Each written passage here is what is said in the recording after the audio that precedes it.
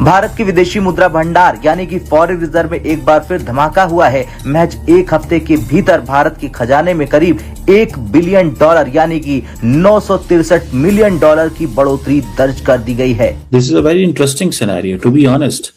मैं तो इसको बहुत ज्यादा वो देखता हूँ कि कहीं ना कहीं पे जो फ्रेमवर्क जो डेवलप हो रहा है वो तो इस तरह का है कि मोदी साहब अपने से वो अपनी दुनिया में है, इंडिया अपनी दुनिया में है, समझ रहे हैं, और इधर जो है वो और तरह की कंडीशन जो है वो डेवलप हुई हैं। आंकड़ों के मुताबिक भारत का कुल विदेशी मुद्रा भंडार अब बढ़कर $672.59 बिलियन पर पहुंच गया है। आपको याद होगा पिछले हफ्ते इसमें करीब $10 अरब की बड़ी गिरावट आई थी, जिससे कुछ आर्थिक एक्सपर्ट चिंतित थे। लेकिन भारतीय अर्थव्यवस्था की मजबूती देखिए, सिर्फ 7 दिनों के भीतर ही रिकवरी शुरू हो गई।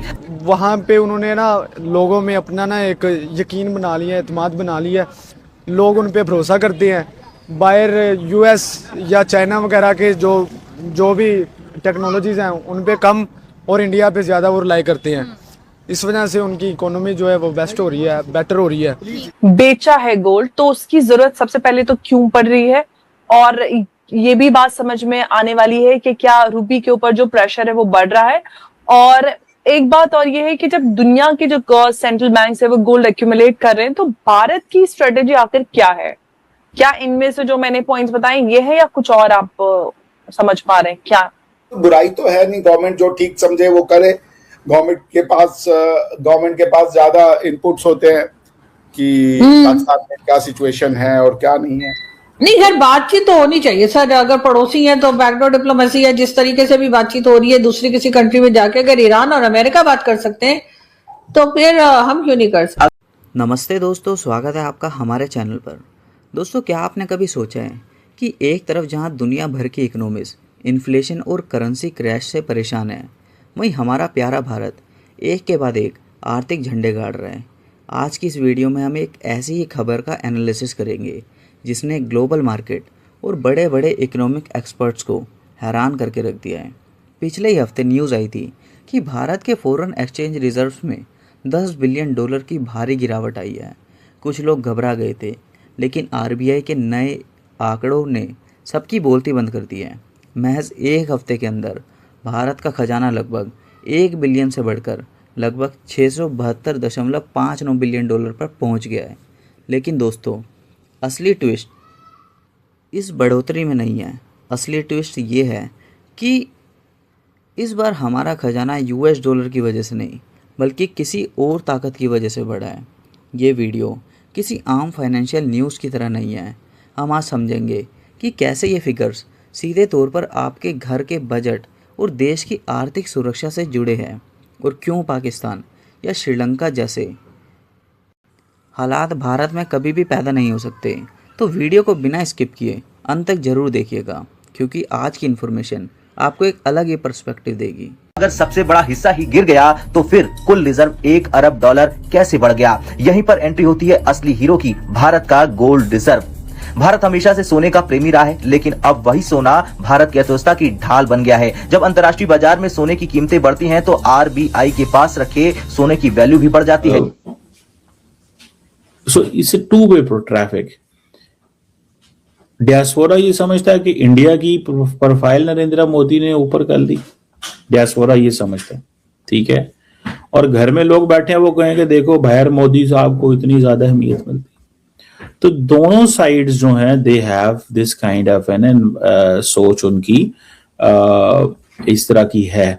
अब इसमें से क्या दोनों साइड जो है ना वो so Modi is playing on both sides इस हवाले से, क्योंकि नरेंद्र मोदी को इस चीज की समझ है कि जितना ज्यादा मैंने वो अपनी पावर, देखें ये it's all about power projection आपने करनी होती है।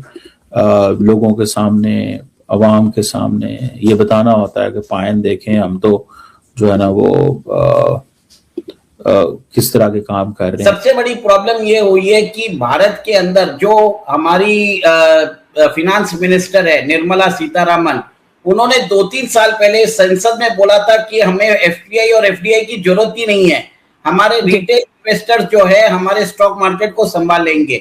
उसके बाद कंटिन्यूअसली आप देखिए कि फॉरेन इंस्टीट्यूशनल इन्वेस्टर्स भारत के अंदर बेचते जा रहे हैं। और पिछले महीने मई के महीने में उन्होंने 32,000 करोड़ की सेलिंग की है। कुछ टोटल सेलिंग मेरे ख्याल से 3.5 लाख करोड़ हो चुकी है जब से ये नई गवर्नमेंट आई है, मोदी 3.0। और अंबर जी, सबसे बड़ी बात है कि भारत के अंदर फॉरेन डायरेक्ट इन्वेस्टमेंट आ रहा है, पर भारत से बहुत लोग जो है अपना पैसा लेके दुबई जा रहे हैं, फिर बाद में हम अपना टैलेंट खो रहे हैं।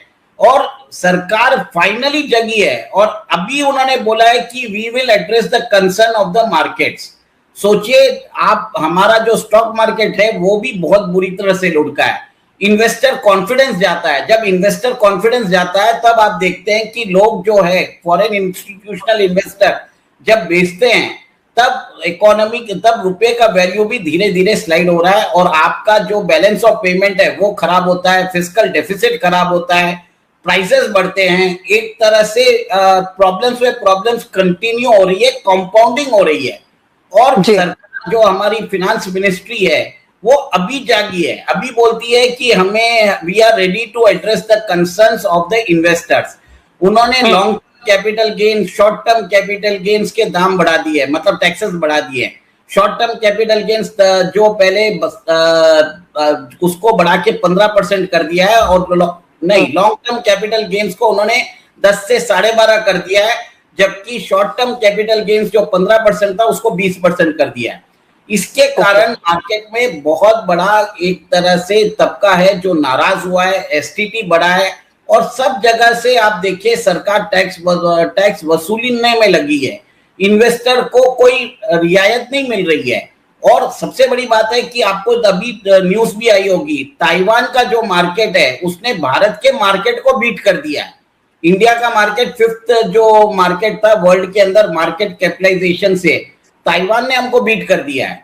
एक और एक चीज है, जो MSCI इंडेक्स होता है, Morgan Stanley capital international index, उसके अंदर भारत की वेटेज कम हो गई है। सोचिए, भारत की वेटेज थी सितंबर 2024 में इट वाज अराउंड 24%। आज जो भारत की वेटेज है इट इज अराउंड 11.5%। देखिए, एक चीज बता देता हूं, ताइवान की एक कंपनी है TSMC, उसका अकेला MSCI इंडेक्स में वेटेज है 12% और भारत की कंप्लीट इंडस्ट्रीज का वेटेज है अराउंड 11.5%। कोई बुराई तो है नहीं, गवर्नमेंट जो ठीक समझे वो करे। गवर्नमेंट के पास ज्यादा इनपुट्स होते हैं कि पाकिस्तान में क्या सिचुएशन है और क्या नहीं है। नहीं सर, बातचीत तो होनी चाहिए सर। अगर पड़ोसी है तो बैकडोर डिप्लोमेसी है, जिस तरीके से भी बातचीत हो रही है दूसरी किसी कंट्री में जाके, अगर ईरान और अमेरिका बात कर सकते हैं तो फिर हम क्यों नहीं कर सकते? अरे ईरान और अमेरिका ने क्या बातचीत किया, आज दोनों एक दूसरे के ऊपर अटैक किया, पता आपको? हाँ सर, वो तो सर हल्का फुल्का चलता रहता है ना, वो झनकार गीत माला आया करते थे। ये अल्लाह को अमल काफिर की सर वो हल्का फुल्का वैसे ही खाली बैठे होंगे, उन्होंने कहा होगा चलो एक मिसाइल चला दो, उन्होंने भी कहा होगा चलो उधर से भी एक मिसाइल चला दो।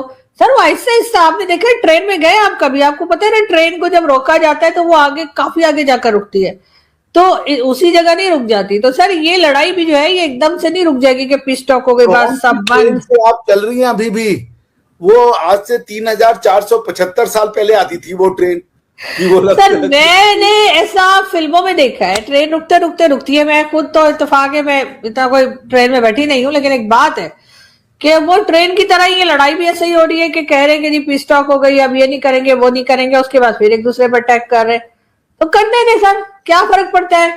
और 2-4 बार अटैक होगा उसके बाद रुक ही जाएंगे। वैसे भी ट्रम्प भी तो नहीं सुधर रहे ना, वो भी तो धमकियां दिए जा रहे हैं। नहीं, बात तो नहीं, तो धमकी दे रहे हैं तो एक दूसरे को लड़ाई कर देंगे। वो सर DSB कह रहे हैं सच है बैकडोर डिप्लोमेसी, तो वो सही कह रहे हैं इस न्यूज को, मेरे पास कोई ऐसी वो नहीं है। तो हाँ है। और मैं आपको वही बता रही हूँ ना कि हुई है।